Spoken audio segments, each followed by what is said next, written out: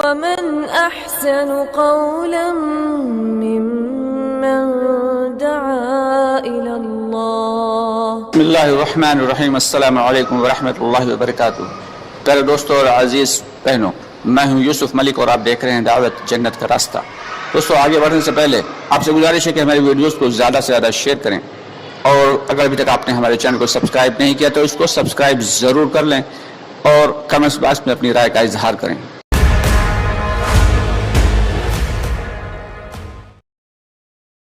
تو روزی کا معاملہ یہ مقدر سے ہے، لیکن دین کا معاملہ میرے بھائی یہ مشقت پر. ہمارے علماء نے کتنی مشقتیں اٹھائی، ہاں، اور کیسے پرہیزگاری. کسی ہندوستان میں انور شاہ کشمیری رحمۃ اللہ علیہ بالغ ہونے کے بعد سے کبھی ناپاکی کیا، یعنی بغیر وضو کی کسی کتاب کو ہاتھ نہیں لگایا. نتیجہ کیا ہوا بھائی؟ کہ جس کتاب کو ایک بار دیکھ لیتے تھے پوری آدمی 40 سال میں بولتے تھے. یہی ہندوستان کا رفتہ، ایک بار دیکھ لیتے تھے تو. اور حالت چہرے کی یہ تھی کہ آریاؤں ارے سماج کا سب سے بڑا جو نکالا کہ اگر میں ایمان لاتا تو اس آدمی کو دیکھا. تو میرے بھائی، اللہ کے جو احکام ہیں، حضور صلی اللہ علیہ وسلم صحابہ کے جو طریقے ہیں، اس میں نورانیت ہے کہ سامنے والے پر روک پڑتا. تو ہمیشہ جتنا زیادہ اخلاص کے ساتھ دعوت دی جائے گی کہ میں اپنے نفع کے لیے نہیں، اللہ کو راضی کرنے کے لیے، میرے نفع کے لیے نہیں، اتنا زیادہ اثر کریں. اللہ کی مخلوقات میں جتنا زیادہ غور فکر کریں گے، اللہ اتنا ہی زیادہ اپنی بڑائی اس کے دل میں. میرے بھائی، حدیث کا خلاصہ ہے کہ جو شخص اخلاص کے ساتھ لا الہ الا اللہ کہے وہ جنت میں داخل. پوچھا گیا کلمے کے اخلاص کی کیا علامت ہے؟ فرمایا اسے حرام کاموں سے روک دے. یہ ہے میرے بھائی، ہر کوئی اپنے ایمان کو چیک کر سکتا ہے جب چاہے کتنا حرام کام سے روکتا ہے، اور ہر اعمال آپ چیک کر سکتے ہیں اپنے. کلمے کے بعد بھائی سب سے ضروری کیا ہے؟ نماز ہے. ایمان کے بعد نماز ہے. جو چاہے اپنی نماز کو چیک کر لے. ان الصلاۃ تنہی عن الفحشاء والمنکر، کہ بے شک نماز بے حیائی اور برے کاموں سے روکتی ہے. اب کوئی آ کے ایک دو وقت نماز پڑھا، کہا ہم تو نہیں رکے بھائی، ہمارا جوا تو ویسے ہی ہے، ہم تو جمعہ پڑھ کے آ رہے، نہیں فرق پڑا. نہیں میرے بھائی، ایک ڈرم پانی میں آپ ایک چمچ شکر ڈال کے میٹھے کی امید کرتے ہو تو ناممکن ہے. ایک ڈرم پانی میں ایک چمچ شکر ڈال کے سوچتے میٹھا ہوا ہی نہیں، تم کو بولتے ڈالنے سے میٹھا ہو جاتا ہے.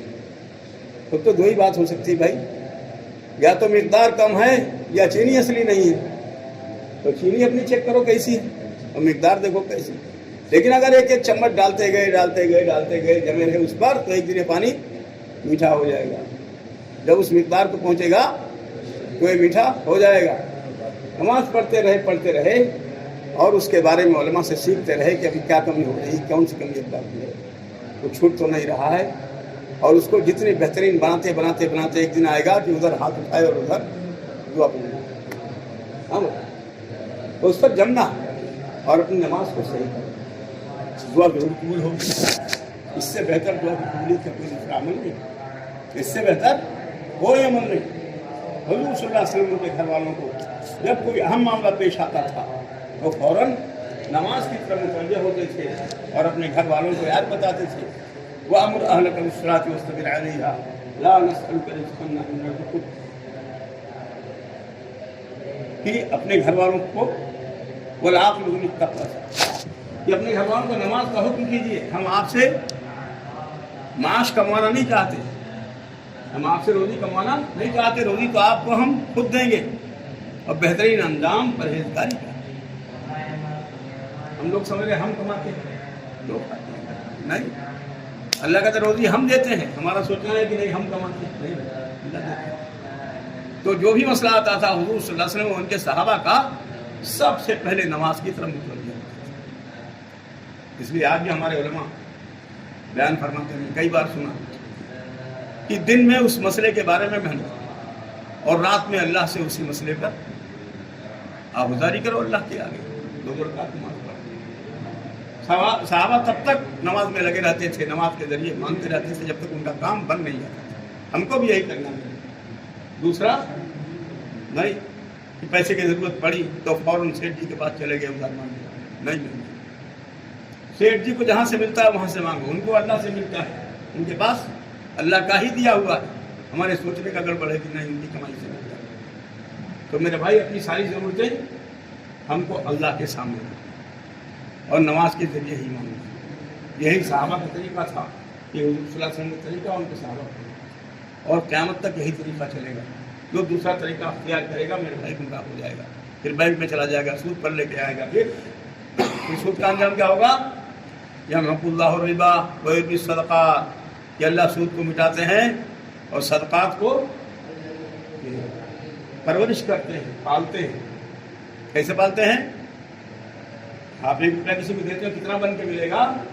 उसकी मिसाल बताए मसलुल्लज़ीना युनफ़िक़ूना वाली आयत में, कि जब एक दाना गेहूँ का डाला जाता है ज़मीन में तो उससे एक अल्फा निकलता है, थोड़ा बड़ा हुआ तो उसकी जड़ से और निकलते हैं, 6 और निकलते हैं, ये 7 पेड़ बन जाते हैं एक ही दाने से। और एक एक पेड़ में 100 एक एक बाल में 100 दाने, 700 दाने निकलते हैं। सूरह बकरा में इसकी तफसील दी है अल्लाह। तो अल्लाह के लिए कम करना, ज़्यादा करना कुछ भी मुश्किल नहीं है, जितना चाहे। खाली 700 दाने पर इक्तिफा नहीं किया, अल्लाह आगे बयान फरमाते हैं वल्लाहु युज़ाइफ़ु लिमन यशा, कि उसके आगे जितना चाहे उसकी कोई हद नहीं है, वो इखलास के हिसाब से है, जितना चाहे कर दे। 7 लाख कर दे, 7 करोड़ कर दे, बेहिसाब कर दे, बेहिसाब भी अल्लाह फरमाते हैं वल्लाहु युज़ाइफ़ु लिमन यशा बिग़ैर हिसाब, कि कुछ लोगों को कितना दे दे उनको खुद ही नहीं पता है हमारे पास कितना माल है। दुनिया में मिसालें सारी चीज़ अल्लाह ने बयान कर दी। ये क़यामत तक के लिए हमारे लिए हिदायत वाली किताब है।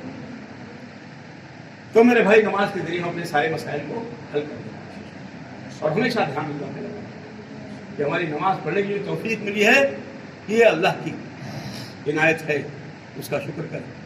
जितना ज़्यादा अपने चीज़ों पर अल्लाह का शुक्र करेंगे, जो जो हमें अल्लाह ने दे रखा है, खास तौर से ईमान, जितना शुक्र करेंगे उतना उसमें बढ़ोतरी होगी। शुक्र पर बढ़ोतरी होगी, और ना शुक्री करेंगे तो क्या फरमाया? लइन शकरतुम लाज़ीदन्नकुम, जितना ज़्यादा शुक्रगुजारी करोगे अल्लाह ताला उसमें और ज़्यादती अता करेगा और बढ़ाएंगे। वलइन कफ़रतुम इन्न अज़ाबी लशदीद, और जितना नाशुक्री करोगे अल्लाह सख्त पकड़ में पकड़ेगा। अल्लाह की पकड़ ऐसी होती है, हमने अपने आंखों देखा कि पूरी दुनिया कहती है नहीं ऐसा नहीं, ऐसा करो, अल्लाह कहता नहीं। हमारे पड़ोस में नेताजी थे मुसलमान, पूरी दुनिया शुक्रगुजारी क्या है? दाऊद अलैहिस्सलाम ने पूछा कैसे शुक्र अदा करें, तो अमल के जरिए, है ना, उसके मुकाबले में कोई अमल पेश करे। तो मेरे भाई अपनी नमाज में हमेशा देखो, अरबों में रिवाज है नमाज के, जैसे खाना पीना सोना पढ़ाना एक ऐसी जरूरत है, इसको कोई नहीं छोड़ सकता। सांस लेना कोई नहीं छोड़ सकता, सांस नहीं लेगा मर जाएगा, खाए पिएगा नहीं कोई दिन चल जाएगा, लेकिन मर जाएगा जब बंद होगा। नमाज को बिल्कुल ऐसी ही एक ज़रूरत है, क्योंकि अगर इसमें कोई गुंजाइश होती तो अल्लाह इसमें कुछ देते मोहलत नहीं। वैसे खाना पीना हमारी ज़रूरत है जीने के लिए, ऐसे हमारी रूह को सही हालत में रखने के लिए नमाज की ज़रूरत है। वो चाहे फ़र्ज पढ़ते हैं लेकिन छोड़ते नहीं किसी हाल में, किसी हाल में। एक रिवाज पड़ गया पक्का, हमारे फ़ज़ाइल अमाल में लिखा है कि हमें इसके बारे में इसको रिवाज देना चाहिए, किसी हाल में न छूटे। कि सारे लोग हाल में हो शादी के, लेकिन वहाँ भी ऐलान हो जा रहा है भाई इशा पढ़ लो उसके बाद खाना होगा, मगरिब पढ़ लो उसके बाद नाश्ता होगा। है रिवाज होता तो नहीं, ऐसा होता ना कि कोई खा रहा है कोई चला गया नमाज पढ़ने, तो कहना नहीं यार चले जाएंगे, अभी ऊपर वाला माल ही अच्छा होता है, हंडी में निकलता है सालन में, चले जाएंगे हमको नीचे वाला मिलेगा। बस नीचे वाले माल के चक्कर में इशा चली गई, है ना। तो मेरे भाई देख रहे